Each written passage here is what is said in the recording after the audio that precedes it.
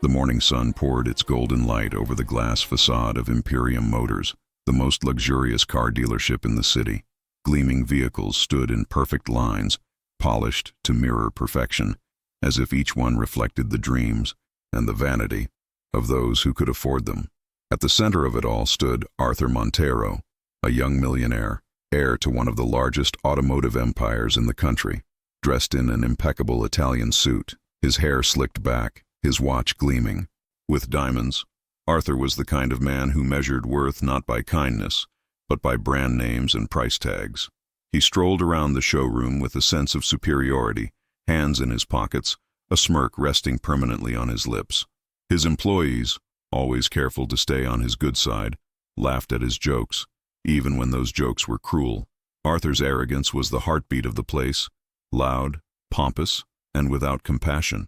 That morning, as the scent of espresso and car wax filled the air, something unexpected broke the rhythm of perfection.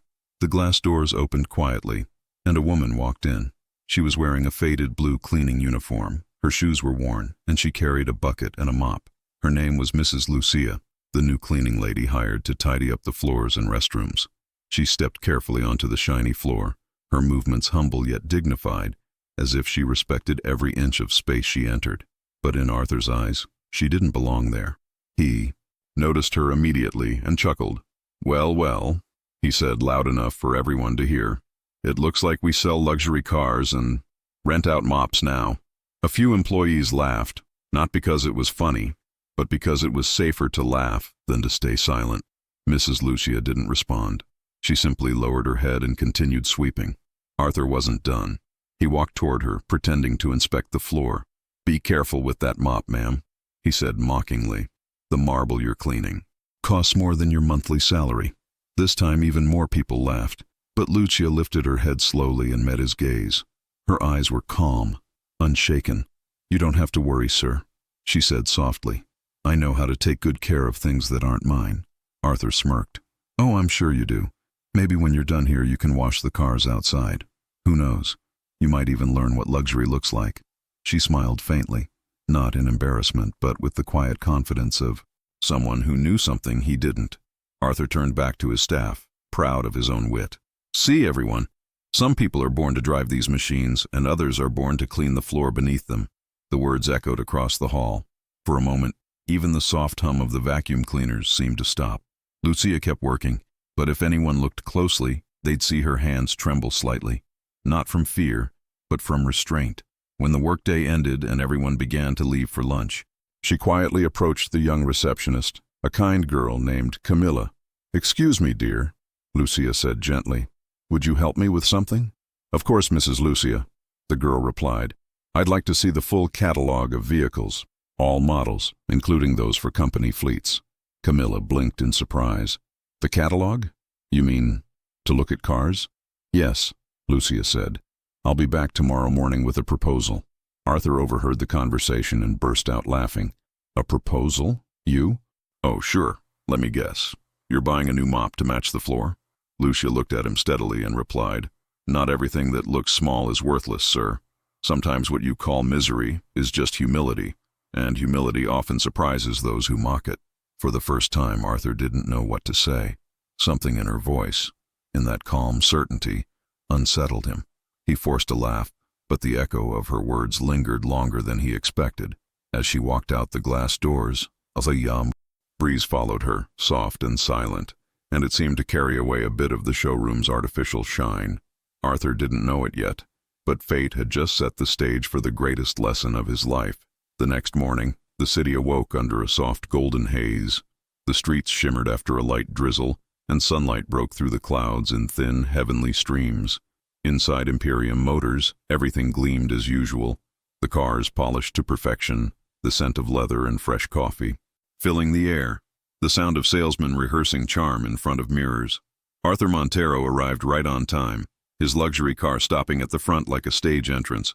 He stepped out, adjusting his cufflinks, nodding at the valet without even a glance of gratitude.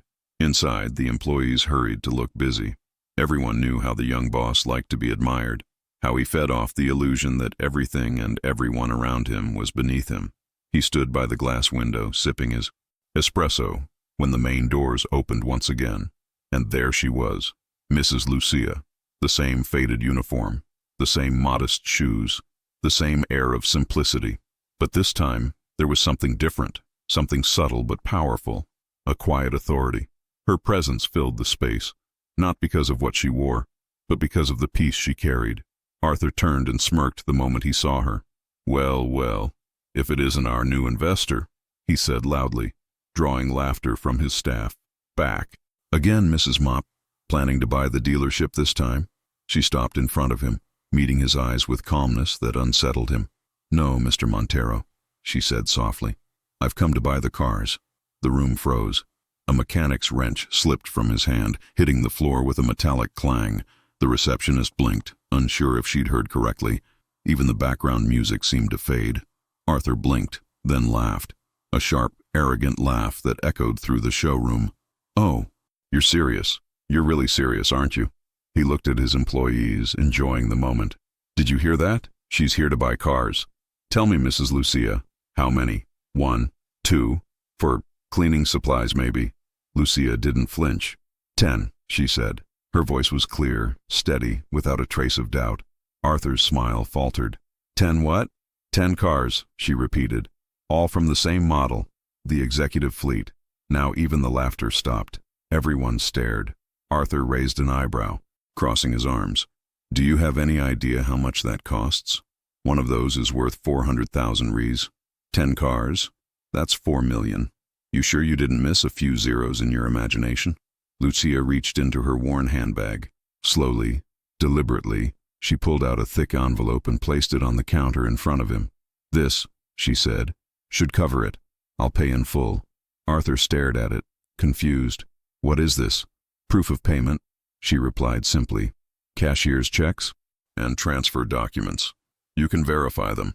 The young receptionist, Camilla, hesitated, then picked up the envelope and carefully looked through the papers. Her eyes widened as she recognized the official bank seals. "Sir," she said softly, glancing at Arthur, "these are certified checks from the central bank. They're real." Arthur snatched the envelope from her hands, flipping through the pages, disbelief painting his face. The numbers were real. The stamps were real.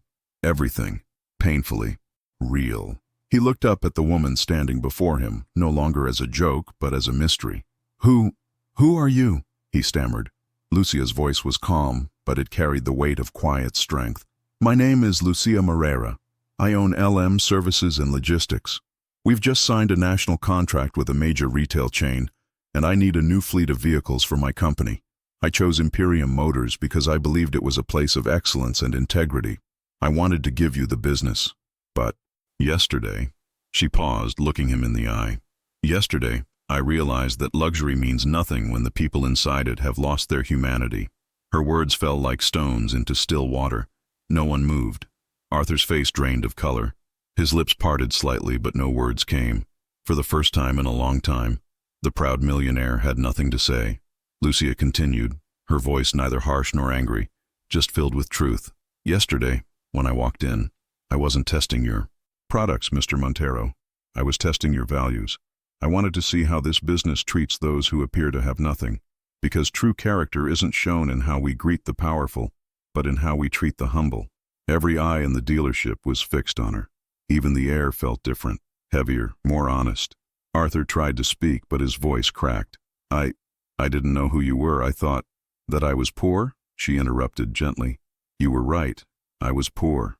I scrubbed floors for 20 years. I cleaned hospitals, schools, and offices, places where people barely noticed I existed. But I worked, I saved, I prayed, and I built something. Every coin I earned cleaning the dirt of others helped me create the company I have today." Her eyes softened, filled not with pride, but with peace. "I'm not ashamed of where I came from, but I am ashamed for you, Mr. Monteiro, because you have everything, and yet you have nothing." The silence was deafening. A few employees lowered their eyes, uncomfortable. Others blinked back tears. Lucia turned to Camilla. "Please, dear, prepare the purchase documents. I'd like to finalize the payment today." Camilla nodded quickly, her hands trembling slightly as she hurried to the back office. Arthur stood still, watching this woman, this cleaning lady, dismantle his arrogance without raising her voice. without anger, without revenge. Every word she spoke echoed inside him like a slow, sharp knife cutting through years of vanity. When the contracts were signed and the deal was done, Lucia gathered her things. Before leaving, she turned back to Arthur one last time. "You know," she said softly, "money changes appearances, but it doesn't buy character. Respect, however, that's something you can't fake." She smiled, a gentle, forgiving smile, and walked toward the door. Arthur watched her leave in silence. The glass doors closed behind her, and for a moment, the reflection of the morning light dimmed on the showroom floor. Everything looked the same, yet nothing was the same anymore. He turned to the large mirror wall and caught his own reflection. The perfect hair, the flawless suit, the expensive watch, all suddenly meaningless. For the first time, Arthur didn't see success staring back at him. He saw emptiness. A whisper crossed his mind, quiet but powerful. "Maybe I've been the poor one all along." That night, Imperium Motors was silent. The polished floors reflected the dim showroom lights, and the echoes of the day's humiliation lingered like ghosts in the air. Arthur Monteiro sat alone in his office, the same place where he once felt untouchable, now feeling smaller than ever. The walls around him were lined with luxury, framed certificates, photographs of glamorous events, awards for Entrepreneur of the Year, but none of them spoke to him anymore. Each plaque and trophy now looked like a mirror reflecting the truth he had tried so hard to ignore. He poured himself a drink, but the taste was bitter. The ice clinked against the glass, breaking the silence for a brief moment. He leaned back in his leather chair and whispered to himself, "What have I become?" Images replayed in his mind. Lucia's calm eyes, her steady voice, her simple dignity. He had mocked her, laughed at her, dismissed her as invisible, and yet she had stood before him with more strength than he'd ever shown in his life. For the first time in years, Arthur didn't feel powerful. He felt ashamed. He looked down at his own hands, manicured, jeweled, symbols of success, and they suddenly felt foreign, as if they didn't belong to him.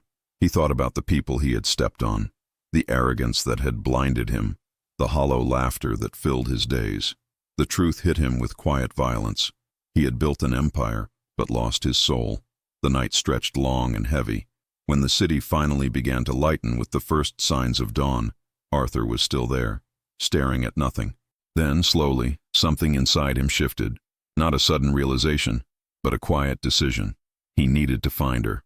2 days later, Arthur drove across the city, not in his usual luxury car, but in an old, modest vehicle from the back lot, the kind he'd never have been caught dead in before.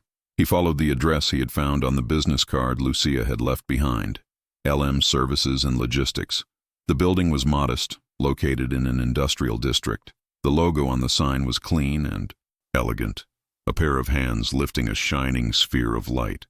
Beneath it were the words, "Work with dignity, grow with purpose." Arthur parked outside, feeling strangely nervous. For the first time in his life, walking into a building didn't feel like entering as the boss. It felt like seeking forgiveness. Inside, the air smelled faintly of coffee and cleaning supplies. Workers in blue uniforms moved about efficiently, smiling, chatting softly, helping each other.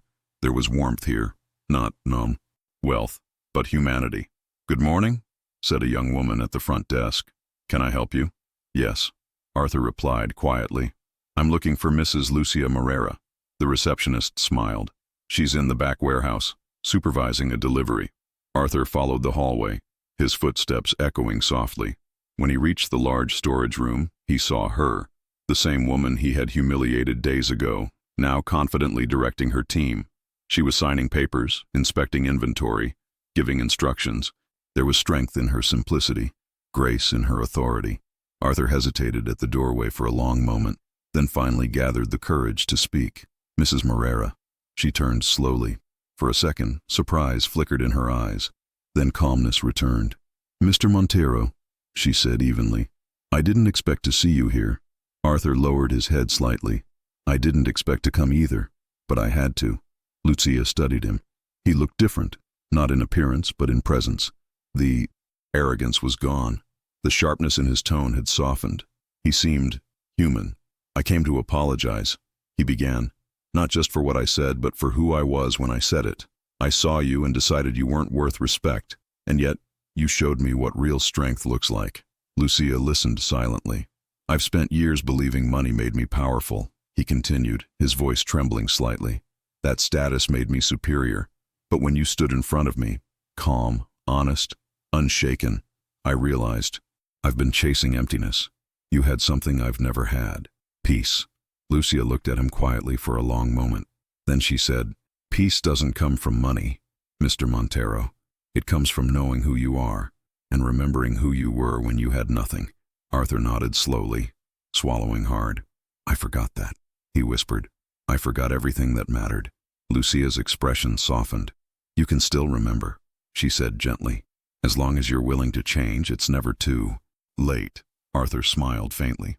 A small, broken smile, but genuine. "I don't know where to start," he admitted.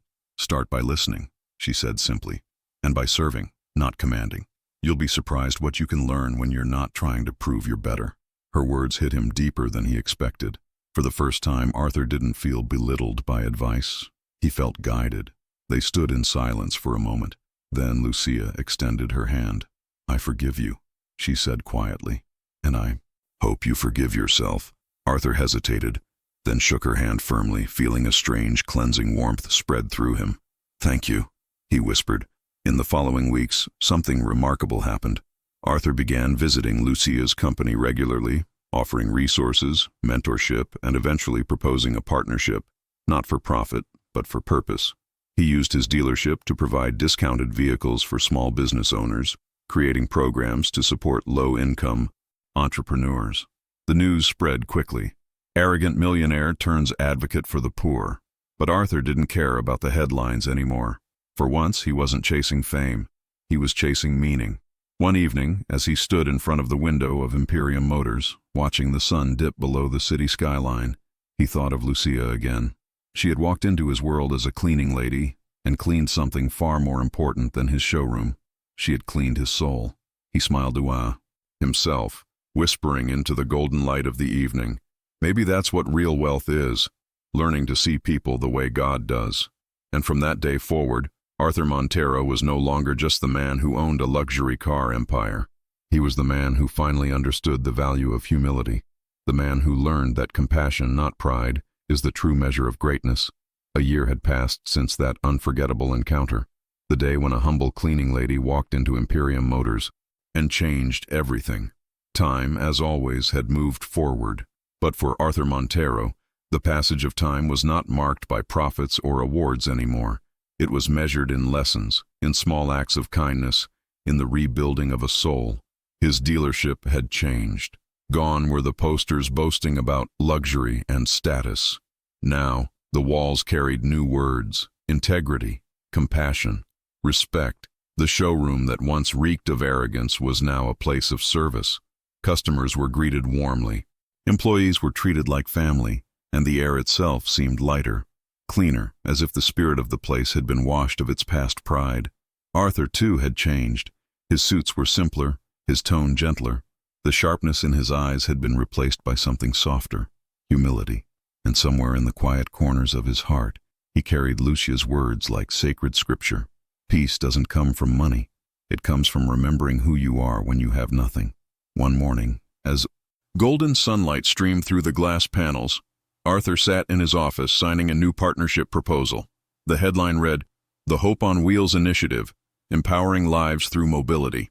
It was a joint project between Imperium Motors and LM Services and Logistics.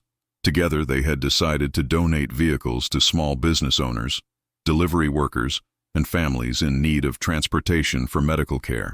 For Arthur, it wasn't business. It was redemption. A soft knock came at his door. "Come in," he said, without looking up. The door opened, and a familiar voice, calm, steady, and warm, filled the room. "I hope I'm not interrupting." Arthur looked up and smiled instantly. "Mrs. Moreira," he said with genuine joy. "You could never interrupt. Please, come in." Lucia stepped into the office, wearing her simple beige suit and that same serene expression that had disarmed him a year ago. "I just came from the logistics hub," she said. "The first set of donated vehicles left for the northern communities this morning. 30 families will receive their own cars by the weekend." Arthur's eyes softened. 30 families. That's 30 new beginnings. Lucia nodded. It's more than transportation, Arthur. It's dignity. For a moment, silence filled the room. The kind of silence that doesn't feel empty, but sacred. Arthur stood up, walking toward the window.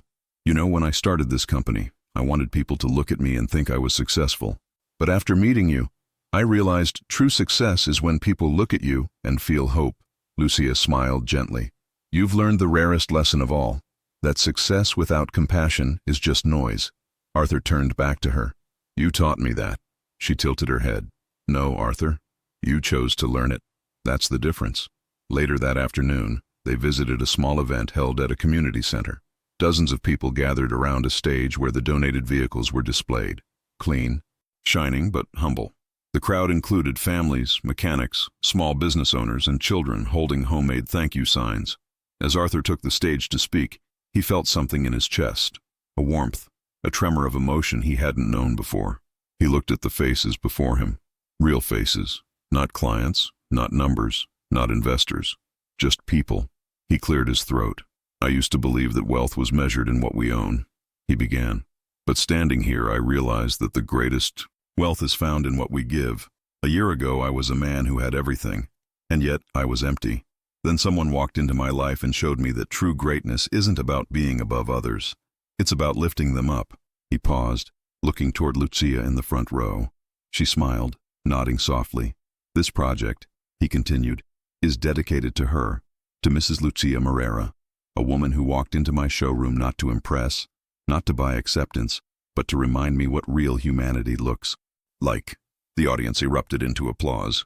Lucia's eyes glistened, but she quickly looked down, humble as ever. Arthur raised his hand. And to every person here, remember this. No one is too small to be seen, and no one is too powerful to learn. Kindness doesn't lower us. It elevates us.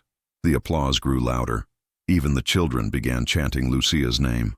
When the ceremony ended, Lucia approached Arthur quietly. You didn't have to mention me, she said softly. Arthur smiled. Yes, I did. You see, a year ago I thought I was the owner of a company, but today I realize I was just a student, and you were my teacher. Lucia's lips curved into a faint, heartfelt smile. Then you've passed the lesson, Arthur. That evening, as the sun began to set over the city, Arthur and Lucia stood outside watching the golden sky reflect off the polished cars. The horizon glowed in shades of orange and crimson, as if heaven itself were blessing the new chapter they had begun. Arthur turned to her. It's strange, he said quietly. A year ago, I mocked you. I thought you didn't belong in my world, but now I see. It was me who didn't belong in yours. Lucia looked at him, her expression serene. Everyone belongs somewhere, Arthur. Some just take longer to find their way. He smiled. Thank you for not giving up on people like me. She looked out at the horizon. I never give up on anyone, Arthur, because I've learned that even the hardest hearts can still shine, once they're broken. Opened by truth. For a long moment they stood there in silence, side by side, two very different souls united by something deeper than business or success. The wind brushed softly against their faces, carrying with it the faint laughter of children from the nearby streets.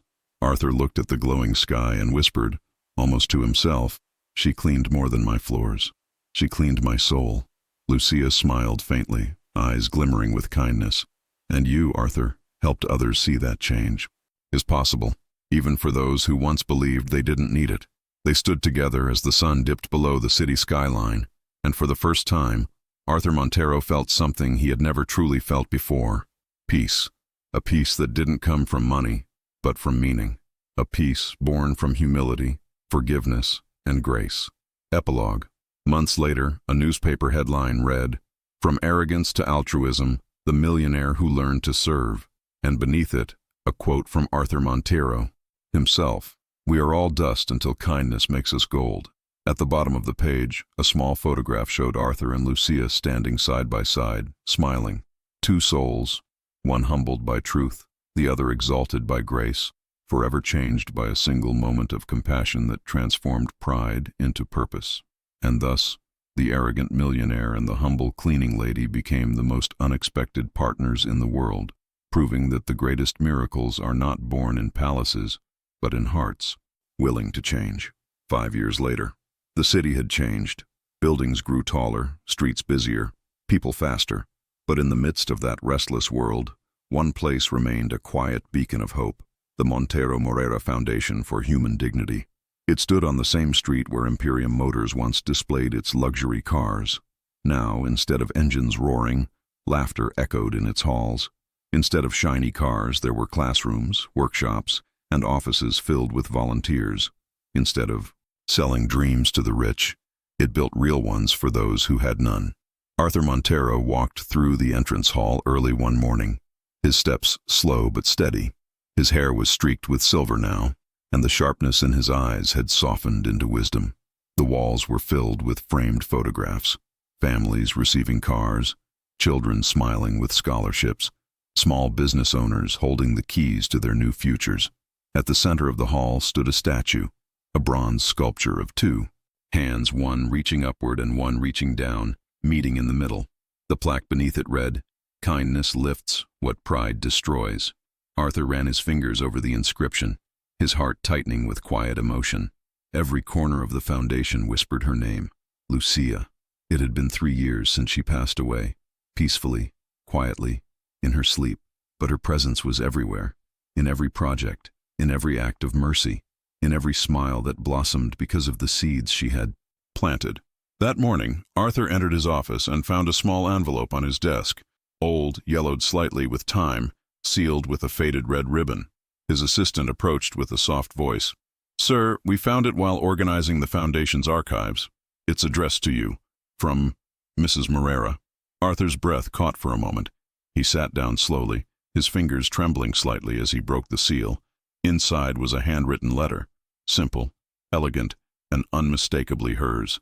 He began to read. "Dear Arthur, if you are reading this, it means I have already gone where peace never ends. Don't be sad. Life isn't measured by how long we live, but by how deeply we love. I wanted to write this letter because there are things I never said aloud, not because I couldn't, but because I wanted you to discover them in your own time. When I walked into your dealership that day, I wasn't planning to teach you a lesson. I was simply tired of being invisible. But God, in his mysterious ways, decided that two very different lives should collide. Yours, full of pride and emptiness, and mine, full of wounds and faith. I saw in your eyes that day the same loneliness I once carried, the same hunger to be seen, to be loved, to matter. And I realized something. Even arrogance can be a cry for help. You changed, Arthur, not because you were forced to, but because you allowed your heart to break open. And once it broke, light came through. If the world ever makes you doubt again, remember this. The greatest power a man can have is not control. It's compassion. The richest man is not the one who owns the most. It's the one who gives the most. And the most successful life is not the one praised by crowds, but the one that heals the silent hearts around it. Keep building, Arthur. Keep believing. Because every act of kindness echoes in eternity. With gratitude and faith, Lucia Moreira. By the time Arthur reached the last line, his vision was blurred with tears. He leaned back in his chair, pressing the letter to his chest, his heart heavy yet full. Outside the window, the sun had just begun to rise, its golden light spilling into the office like liquid grace. Arthur stood and walked to the window, gazing at the world beyond. The street below was alive, people heading to work, buses passing, children laughing on their way to school. And then, for just a moment, something caught his eye. Across the street, near the entrance of the foundation, a young woman in a cleaner's uniform stood holding a broom. Her hair was tied back neatly, her shoes worn but polished. She paused, looking at the sign of the foundation, and smiled softly. The same kind of smile Lucia used to have. Arthur felt his breath catch. He blinked, and the woman was gone, vanished into the morning crowd. A chill ran through him, but not from fear, from wonder. He smiled, tears slipping down his cheeks. "Still watching over me, aren't you?" he whispered. He turned back to his desk, framed the letter, and placed it beside the bronze sculpture. That evening, as the foundation hosted its annual charity event, Arthur stood before hundreds of people, students, families, entrepreneurs, and shared Lucia's letter publicly for the first time.